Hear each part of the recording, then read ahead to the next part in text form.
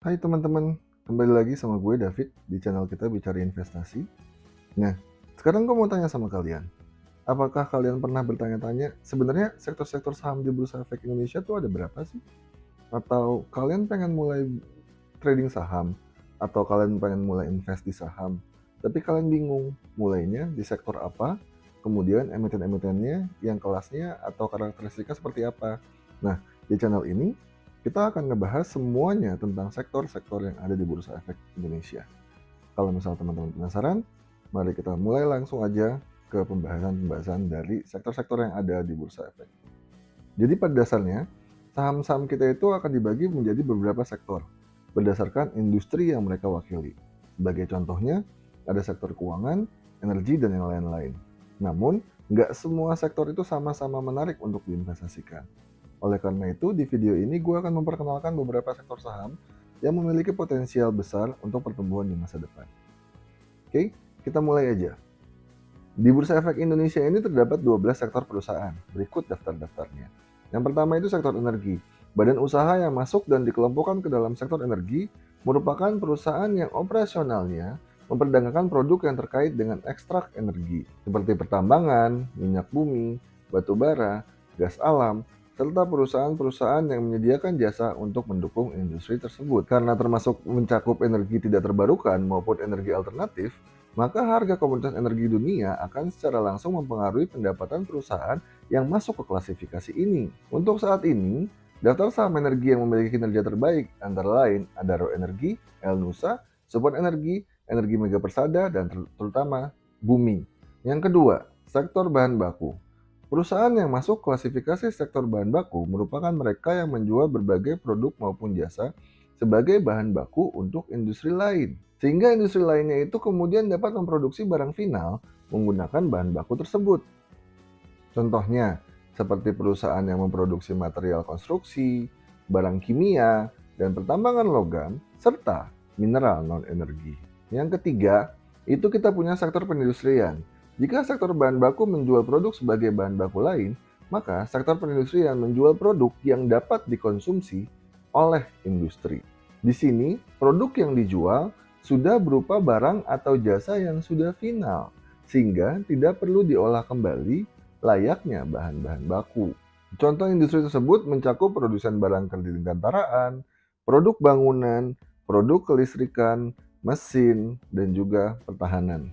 Lalu sektor perindustrian juga mencakup penyedia jasa komersial layaknya pengelola lingkungan, percetakan, serta pemasok barang dan jasa industri untuk keperluan berbagai perusahaan yang bergerak di bidang industri lainnya.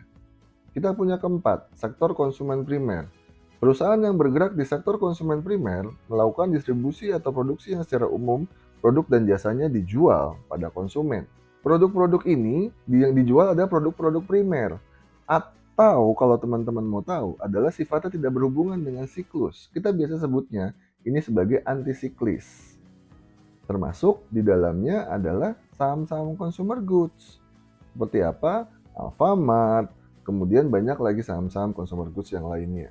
Sektor konsumen primer ini adapun mencakup perusahaan retail barang primer, toko obat-obatan, toko makanan, supermarket, penjual produk pertanian, rokok, barang perawatan pribadi, rumah tangga, serta produsen makanan dan minuman kemasan. Yang kelima, sektor konsumen non-primer. Kalau konsumen primer menjual produk-produk primer, maka konsumen non-primer ini bisa disebut sebagai sektor konsumsi sekunder yang produksi atau distribusi perusahaannya dilakukan untuk barang-barang sekunder. Nah, barang-barang sekunder ini harus bersifat siklis. Di sini tetap dijual langsung pada konsumen, sehingga pertumbuhan ekonomi yang terjadi berbanding lurus dengan permintaan terhadap barang dan jasa. Adapun perusahaan yang masuk kategori sektor konsumen non-primer biasanya memproduksi pakaian, sepatu, barang olahraga, barang tekstil, barang rumah tangga tahan lama, barang hobi, sampai mobil penumpang dan komponen-komponennya. Yang keenam, kita punya sektor kesehatan. Sesuai dengan namanya, saham sektor kesehatan dikeluarkan oleh emiten yang operasionalnya menyediakan produk dan layanan kesehatan. Contohnya, seperti produsen peralatan dan perlengkapan kesehatan, riset di bidang kesehatan, perusahaan farmasi, dan juga penyedia jasa kesehatan. Yang ketujuh, sektor keuangan. Sektor keuangan secara garis besar merupakan industri yang terdiri atas berbagai macam jasa keuangan. Yang teman-teman tahu juga termasuk backbone dari setiap tradingnya teman-teman. Industri ini sebagai sarana antara pihak yang memiliki kekurangan dana dengan pihak yang memiliki kelebihan dana, yang biasanya akan dikuatkan oleh industri perbankan serta industri pendukung jasa keuangan lainnya. Di Bursa Efek sendiri, sektor keuangan itu terbagi menjadi 5 subsektor, yaitu subsektor lembaga pembiayaan, perbankan, perusahaan asuransi, perusahaan efek, dan perusahaan pendanaan lainnya. Yang mana masing-masing tentu mempunyai kegiatan yang berbeda-beda, meskipun tetap menyediakan layanan keuangan. Contohnya seperti bank, lembaga pembiayaan konsumen, asuransi, jasa investasi, perusahaan holdings, dan modal ventura. Contohnya untuk emitennya seperti Bank Mandiri, Bank BRI, Bank BCA. Yang kedelapan, kita punya sektor properti dan real estate. Sektor perusahaan di Bursa Efek berikutnya yaitu sektor-sektor yang isinya adalah emiten terkait dengan properti dan real estate. Dapat dilihat bahwa perusahaan yang masuk di sektor ini merupakan pemain besar dan utama di Bursa Efek Indonesia. Kalaupun teman-teman tahu, emiten-emitennya ini sudah banyak biasanya di lingkungan teman-teman sendiri. Di dalamnya termasuk saham properti dan real estate, serta perusahaan yang menyediakan jasa penunjang yang lainnya. Yang kesembilan, kita punya sektor teknologi yang sedang booming sejak 2021. Untuk badan usaha yang masuk sektor teknologi merupakan perusahaan yang menjual produk dan jasa-jasa teknologi.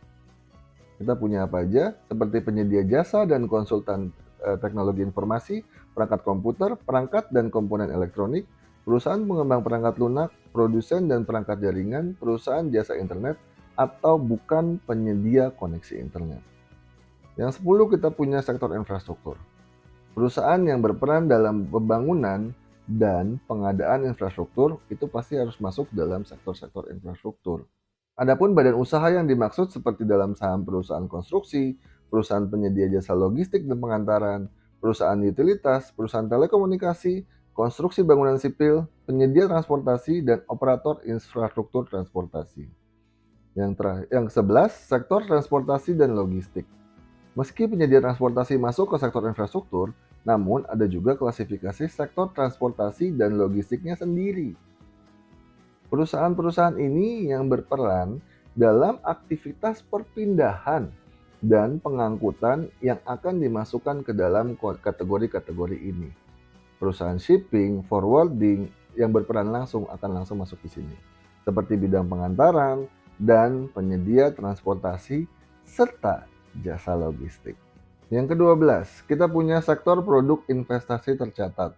Untuk sektor produk investasi tercatat, meliputi deretan produk investasi yang sudah tercatat di Bursa Efek Indonesia atau Listed Investment Product, seperti reksadana dengan kode Z111, dana investasi real estate atau DIRE, dana investasi infrastruktur atau DINFRA, obligasi pemerintah, dan lain-lain. Nah, jadi itu 12 sektor IDX IC atau IDX Industrial Classification yang ada di Bursa Efek Indonesia. Yang mana klasifikasi tersebut sejak tahun 2021 telah menggantikan JASICA atau Jakarta Stock Exchange Industrial Classification yang sebelumnya digunakan dengan 9 sektor. Dengan memahami sektor-sektor tersebut, teman-teman bisa melakukan analisis fundamental yang lebih mendalam dan memilih saham-saham yang tepat. Oke, sekian dari gue. Semoga video kali ini bisa membantu teman-teman dalam memahami atau mendalami sektor baru yang sudah dibuat dalam bentuk IDX IC yang sudah menggantikan JASICA kemarin, sehingga teman-teman tahu nih, oh dari 12 sektor tersebut mana yang sedang akan booming. Teman-teman bisa melakukan analisis fundamental lebih baik lagi, sehingga teman-teman bisa menerapkan strategi investasi yang lebih baik lagi untuk portofolio teman-teman. Terakhir dari gue, semoga setiap materi-materi yang ada di channel ini dapat membantu teman-teman, dan jangan lupa untuk subscribe, like, dan komen.